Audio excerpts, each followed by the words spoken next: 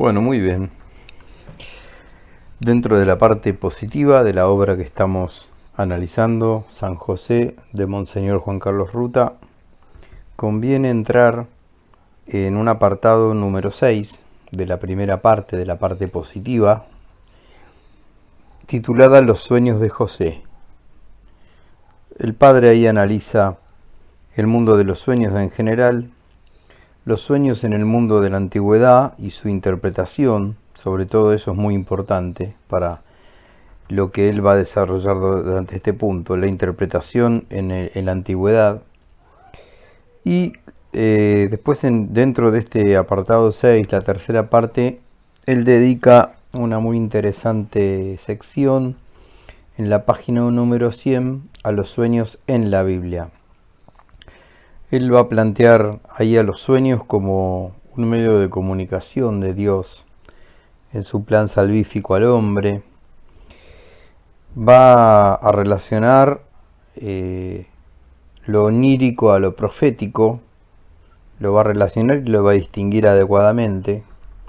Va a ser después, a partir de la página 104 más o menos de la obra, un contrapunto, un contraste muy interesante entre cómo funciona el sueño en el Antiguo Testamento respecto al sueño en el Nuevo Testamento, en donde, bueno, es muy interesante la tesis que él plantea de la superación de uno y del otro. Vamos a ver que mientras el sueño en el Antiguo Testamento necesita de un don profético revelado, sobrenatural, que interprete el sueño, el contenido del sueño en el Nuevo Testamento va a ser directamente explícito y va a contener una directiva puntual de ejecución que no va a necesitar de una interpretación. Eso después, en este análisis, si logramos hacerlo, me gustaría remarcarlo.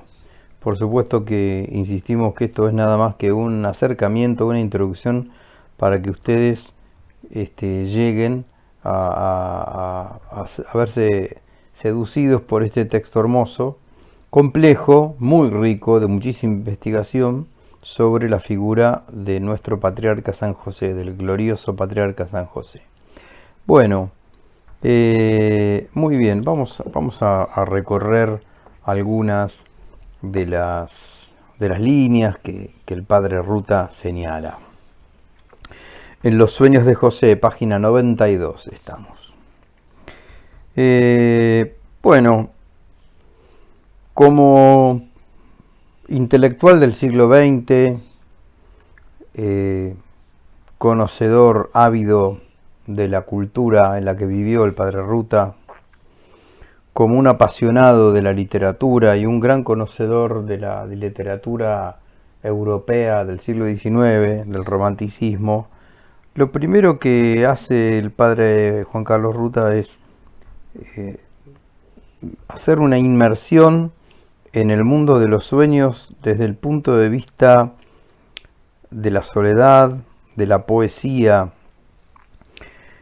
y de la pura alegría en el fondo del corazón del hombre, típico del romanticismo alemán del siglo XIX. Así que ahí va a nombrar a algunos autores como Novalis, como Brentano, que poéticamente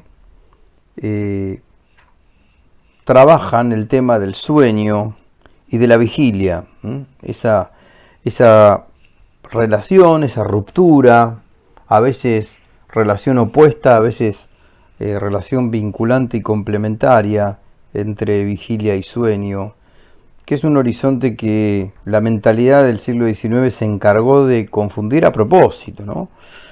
Hay toda, si se quiere, en el siglo XIX una reacción contra cierta pretensión iluminista del siglo anterior, al XIX, de explicar todo por la diosa razón y por la sola razón. Hay toda una reacción en el hemisferio norte, en la Europa del siglo XIX, que se puede ver fácilmente traducida en casi todo el arte, no solamente en el literario, de los pensadores y artistas del siglo XIX, ¿no?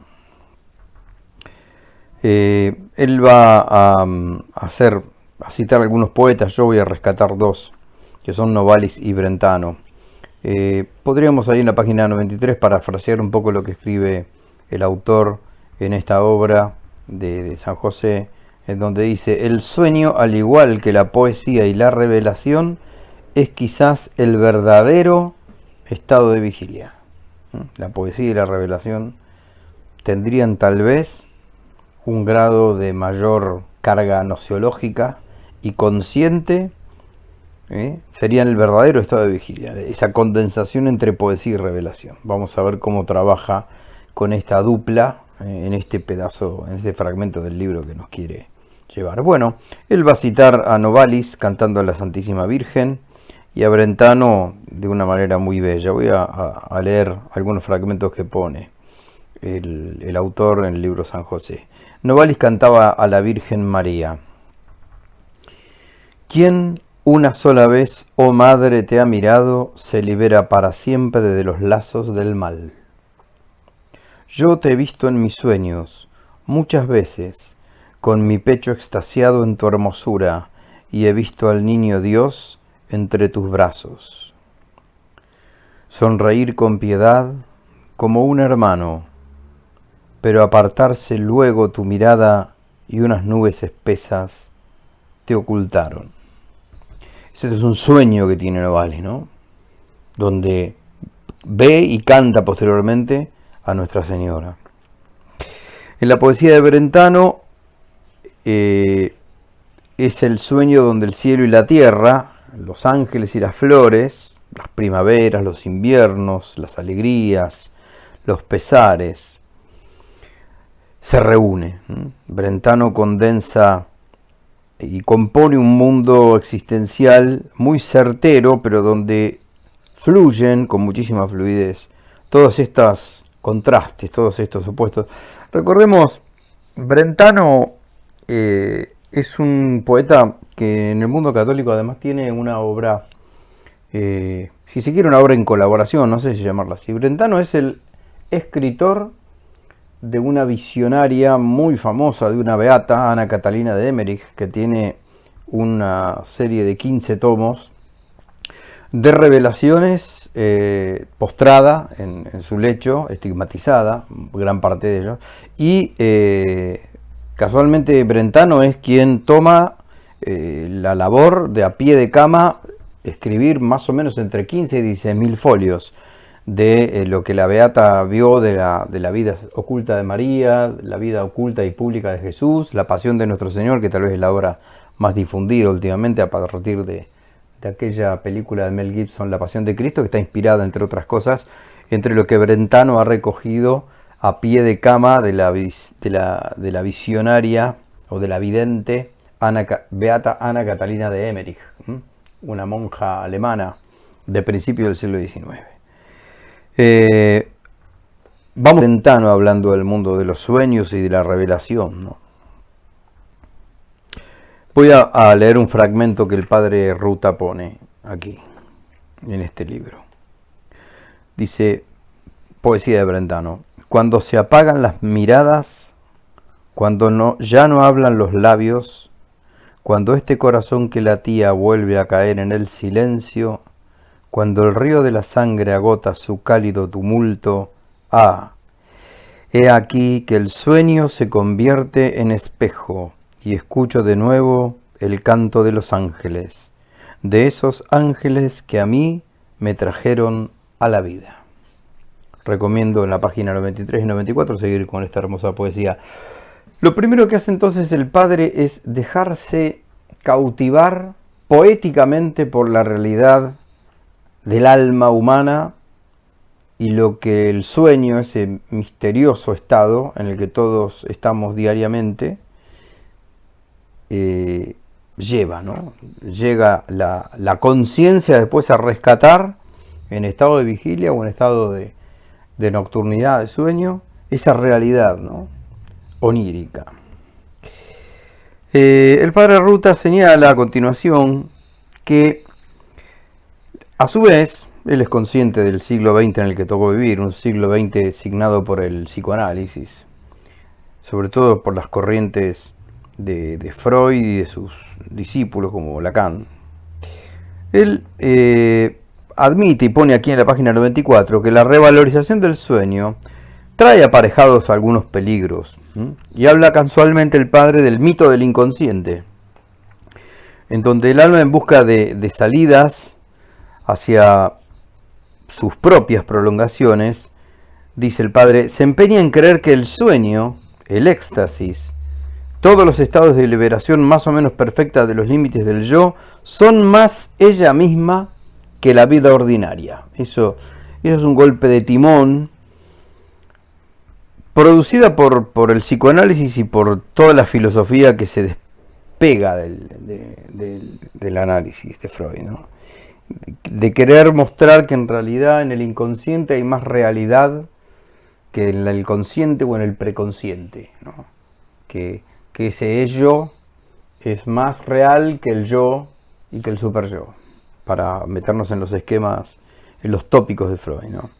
Bueno, eso ha sido, por supuesto, que un desborde digno de refutación científica y epistemológica que no vamos a hacer acá, ni tampoco ensaya el padre, pero es consciente del momento histórico en donde él está parado, como amante de la literatura, sobre todo de la literatura del siglo XIX, y además como habitante del siglo XX que está asignado fuertemente por el psicoanálisis y sus desvíos.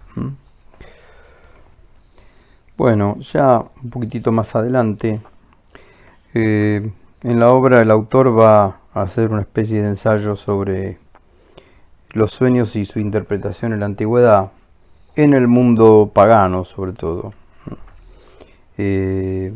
tanto en el mundo griego como latino. En la página 100 toca entrar en los sueños específicamente en el mundo bíblico. El padre plantea que los sueños son un medio de comunicación divina, son un medio válido de comunicación de Dios con su criatura para su salvación. Es un medio legítimo y regular de revelación.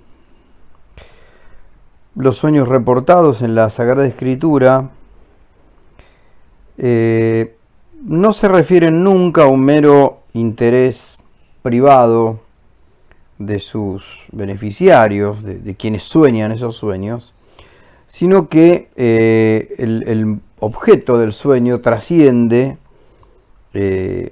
a su soñador, por decirlo de alguna manera, para insertarse en el plano específico de la historia de la salvación. Es decir, así como decimos que, por ejemplo, una aparición real y comprobable, o por lo menos aceptada por la Iglesia de Nuestra Señora, la Virgen María, siempre es para dar un mensaje. La Virgen no se aparece para complacer a un alma solamente, sino que para que esa alma, a través de ese mensaje, a través de esa presencia de un mensaje, así también el sueño se presenta como un medio de comunicación divina, o sea, para comunicar algo al pueblo de Dios en el plan de salvación.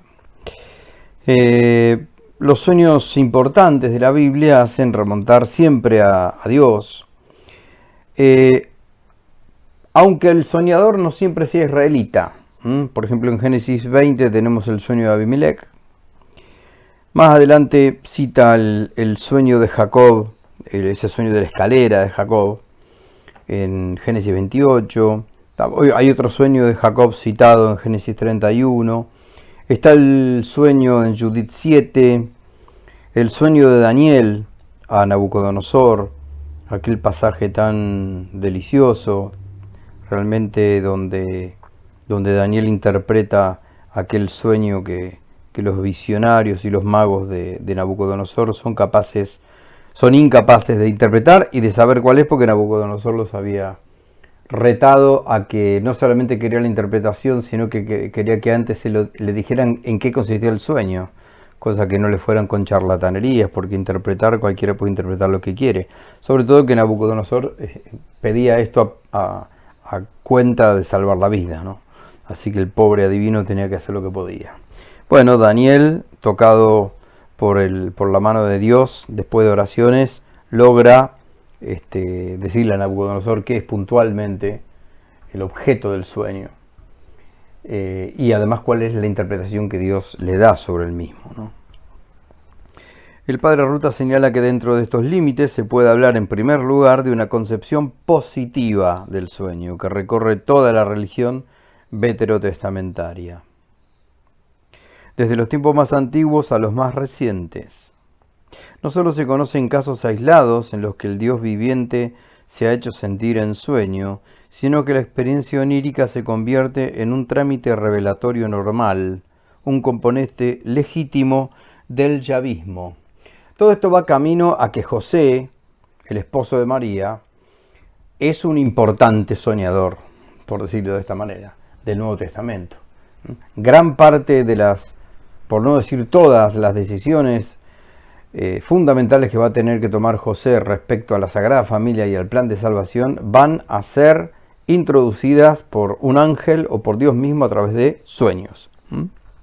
Bueno, en el apartado B, el padre autor de este libro va a ensayar el binomio sueño y profecía. Sueño y profecía. Él va a distinguir en los sueños bíblicos dos cosas. Por un lado, el dato psicológico, el contenido onírico, diríamos. Este contenido onírico, este dato psicológico está siempre presente y puede ser objeto de un examen científico, claro que sí. Pero lo más importante, la segunda parte de esto, es su posible interpretación. Y su posible interpretación, el autor señala que siempre es de carácter sobrenatural, porque esa interpretación de ese sueño está ligado a una intervención divina que a través de un sueño se manifiesta. Es decir, que es solamente cognoscible a través de una lectura e intervención de orden profético, de interpretación de orden profético, diría mejor, no más que intervención. Es decir, que ese sueño y profecías es una realidad complementaria que hace que ese sueño sea lo que Dios quiere que sea y no otra cosa. El padre señala que para que puedan inequívocamente ser reconocidos como divinos y ser aceptados como auténticos, se requiere la intervención del profeta o el contacto con el espíritu profético. Es una constante en el Antiguo Testamento que al ser los profetas aquellas personas a los que Dios comunica sus decisiones y en cuya boca pone su propia palabra, escuchamos frecuentemente oráculo de Yahvé, oráculo del Señor, incluso las visiones que estos profetas frecuentemente reciben como beneficiarios, muchas veces permanecen cerrados en su propio simbolismo hasta el momento en que Dios da con su palabra la llave interpretativa. Ahí figuran citas muy ricas como Jeremías 1:11 al 19 y Daniel 7 del 1 al 18, como también Daniel 8. Estos libros siempre son ventanas abiertas a la Sagrada Escritura y a las citas que el propio autor pone. Volvemos a repetir que esta obra San José de Monseñor Ruta tiene dos apartados de citas muy ricas, muy extensas, que siempre se recomienda al lector estar con un señalador en una de ellas para ir cotejando, porque cada 2 o 3 parágrafos del texto madre hay citas y muchas veces uno pierde el hilo de quién está escribiendo, si el autor del libro que uno tiene en la mano o de lo que se está citando. Muy bien. A su vez, el autor de nuestro libro señala una dicotomía, una segunda dicotomía interesante. Rescato la primera, esta que dije recién. Primer dicotomía o complementariedad, es un término mío, no sé si es el más feliz. Por un lado, contenido onírico, es decir, contenido del sueño, y línea profética interpretativa, generalmente dada por Dios, a través de un profeta, o dada por él directamente al portador del sueño, que muchas veces es un profeta, ¿sí? Jeremías sueña, Amós sueña, Daniel sueña, José sueña, José, hijo de Jacob, sueña. Por un lado esa, hablemos de complementariedad. Primera complementariedad. Segunda complementariedad que el autor de nuestro libro señala en la página 102.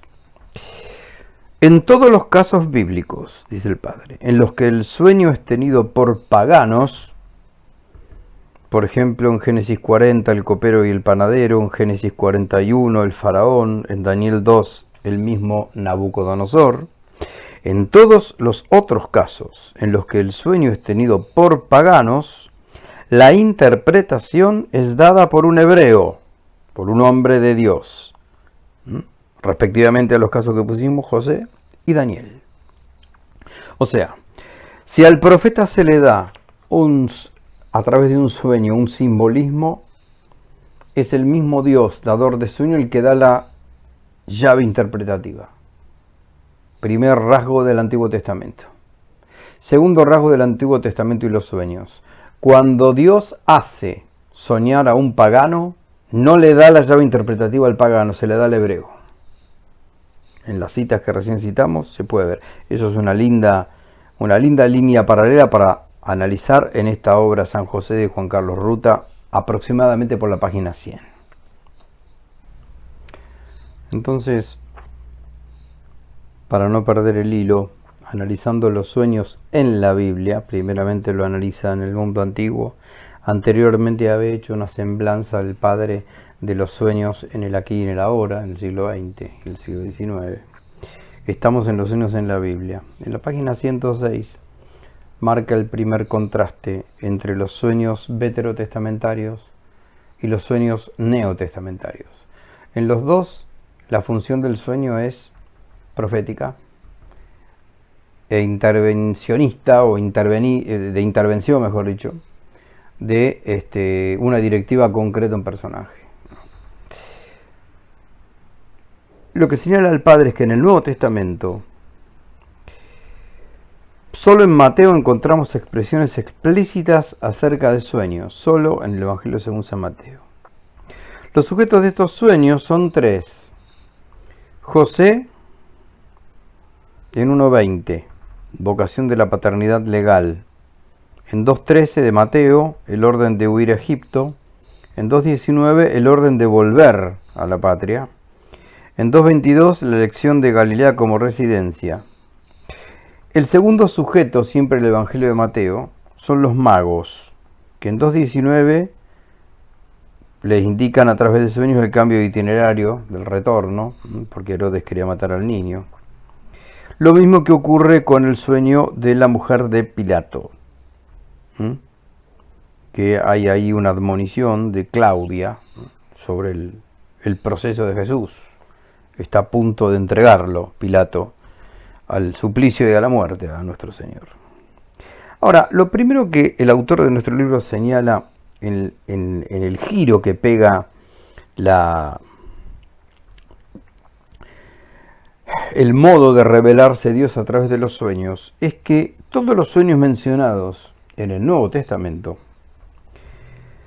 a diferencia de los del Antiguo Testamento, son teoromáticos, no alegóricos.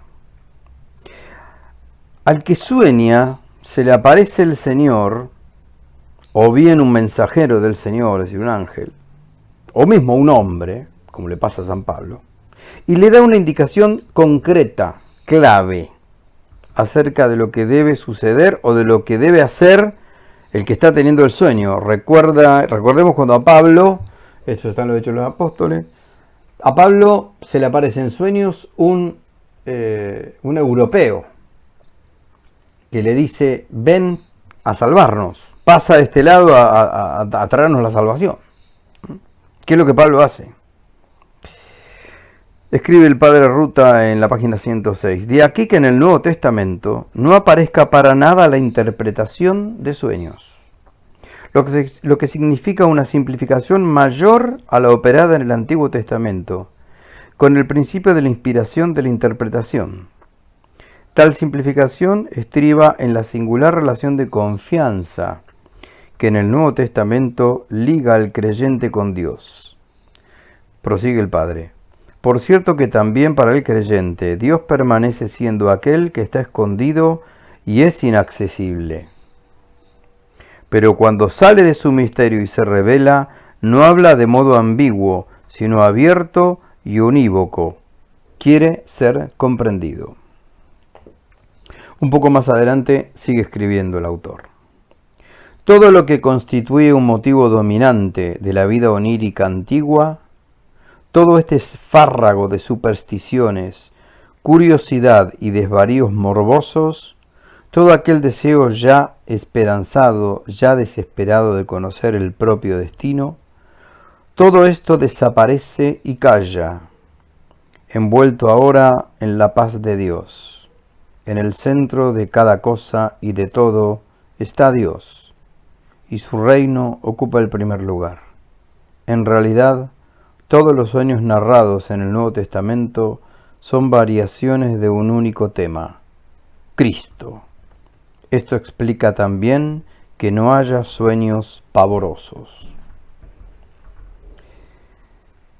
Claro, si uno recorre en su memoria algún sueño que se le haya hecho patente al leerlo en el Antiguo Testamento, y algún sueño de estos que hemos tratado y seguiremos tratando en este libro San José, vemos clarísimamente esto que dice el Padre. A mí me viene a la memoria, sin ir más lejos, ese sueño que Nabucodonosor reclama a su corte, que se lo digan primero literalmente, o sea, por imagen, y que luego le interpreten la imagen.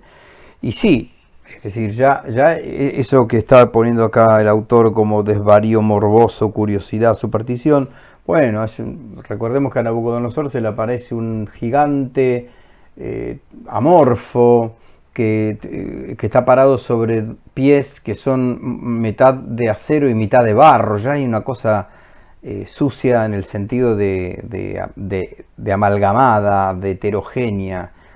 Y bueno, José después, Daniel tratará de explicar por qué los pies eran mitad de metal, mitad de barro, mientras que los sueños en el Nuevo Testamento son, si se me permite la palabra, diáfanos, no porque estén anunciando felicidades, porque muchas veces anuncian persecuciones, pero la oportunidad del anuncio es diáfano. ¿Por qué? Porque despeja y hace avanzar la historia de la salvación. Recordemos, sin ir más lejos, todos los sueños que tiene José.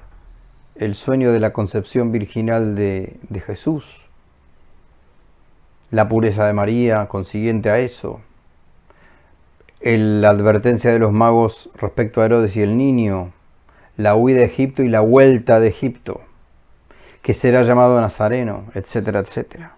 Son mucho más concretos y límpidos. Esto es lo que está tratando de señalar el autor. Muy bien. Un poquito más adelante, en la página 117, siempre dentro de los sueños de José, el autor va a mostrar interpretaciones por santos padres o por escolásticos de estos sueños de José. En Santo Tomás de Aquino aparece expresada una cuestión respecto a una cuestión fundamental al sueño, al análisis del sueño, que es la del grado. O sea, el grado de dignidad que hay que asignarle al sueño en la escala de los medios de la revelación. Esto es lo que se pregunta a Tomás de Aquino. Santo Tomás se pregunta qué lugar tiene el sueño respecto a la visión, jerárquico, lugar jerárquico, ¿no? Porque mayor fuerza de la luz profética parece ser la que toma el alma ocupada en las cosas sensibles que la que toma abstraída de la misma durante el sueño. Estoy leyendo a Tomás de Aquino. En cuanto a la expresión de los signos imaginarios con los que se expresa la verdad, más alto grado de profecía parece ser aquel en que el profeta oye las palabras que expresan la verdad inteligible, sea en vigilia, sea en sueños, que aquel otro en que ve algunas cosas significativas de la verdad. Más alto grado de profecía es aquel en que el profeta no solo ve los signos de las palabras y de los hechos, sino que ve también en vigilia o en sueño al que le habla o le muestra alguna cosa, porque esto indica que la mente del profeta se halla más cercana a la causa reveladora. Por último, sigue Tomás de Aquino, la altura del grado profético puede tomarse de la condición de aquel que se aparece, y será más alto grado de profecía aquel en que el que habla o muestra, sea en vigilia, sea en sueños, se deja ver en forma de ángel que si se deja ver en forma de hombre, y todavía será más alto si, en sueño o en vigilia, se dejara ver en forma de Dios, según aquello de Isaías 6:1. Vi al Señor sentado. Este fragmento está citado en la Suma de Teología, segunda de la segunda, cuestión 174, artículo 3. Algunas líneas adelante de este pasaje de la Suma de Santo Tomás de Aquino, el autor señala también otro contraste a nivel tipo de revelación, ya sea por sueño, ya sea por visión, respecto a José y a María. Muy interesante el contraste que el autor ensaya ahí en la página 119. Él plantea que algunos ven en la inferioridad del medio de comunicación el reconocimiento de la virtud de José, tomando al sueño como inferior a la visión, siempre, ¿no? Pero el padre dice que para José era suficiente una aparición no manifiesta, porque José era un varón extraordinariamente fiel y no necesitaba de visión semejante como la que tiene María. La Virgen, por otro lado, como va a recibir una noticia tan grande, incluso mayor que la de Zacarías, dice el padre que necesitaba no solo saberlo antes de cumplirse, sino también una visión extraordinaria. Trae también el caso de los pastores, con los que, gracias a su mayor rusticidad, la situación exigía también una visión más esplendorosa. Escribe el padre: mientras que a la Virgen se le pide un consentimiento libre, posible solo en estado de vigilia, a José solo se le pedía una pronta obediencia, para que se sometiese a los mandatos y cumpliera lo mandado en obsequio de Dios. La obediencia y la caridad resplandecen al máximo cuando el hombre realiza aquellas cosas que se le piden, no solo con mandato expreso, sino con una levísima insinuación. Realmente precioso. Un poco más adelante, ya para terminar con este apartado de los sueños de José, el padre Ruta cita al entonces Pablo VI, hoy San Pablo VI, ¿no? Página 120. Este papa ha propuesto consideraciones que ponen en evidencia la íntima religiosidad de San José como modelo de escucha de la voluntad de Dios a través de los sueños. Lo leo textualmente al Papa Pablo VI citado en esta obra San José. Dice el Papa: 3 veces en el Evangelio se habla de coloquios de un ángel con San José en sueños. ¿Qué cosa quiere decir? Significa que José era guiado, aconsejado en lo íntimo por el mensajero celestial. Había un dictado de la voluntad divina que se anteponía a sus acciones y por consiguiente su comportamiento ordinario era movido por un diálogo arcano que indicaba lo que había de hacerse. José, no temas, haz esto, parte, retorna. ¿Qué descubrimos en nuestro querido y modesto personaje? Vemos una estupenda docilidad, una prontitud excepcional de obediencia y de ejecución. Él no discute, no duda, no aduce derecho o aspiraciones, se lanza a sí mismo en la ejecución de la palabra que se le ha dicho. Bello, muy lindo. Esto leído de la homilía del 19 de marzo de 1968 del Papa Pablo VI. Bueno, suficiente por este video, por este apartado de los sueños de José. Estamos entonces leyendo, comentando fragmentos del libro San José de Monseñor Juan Carlos Ruta.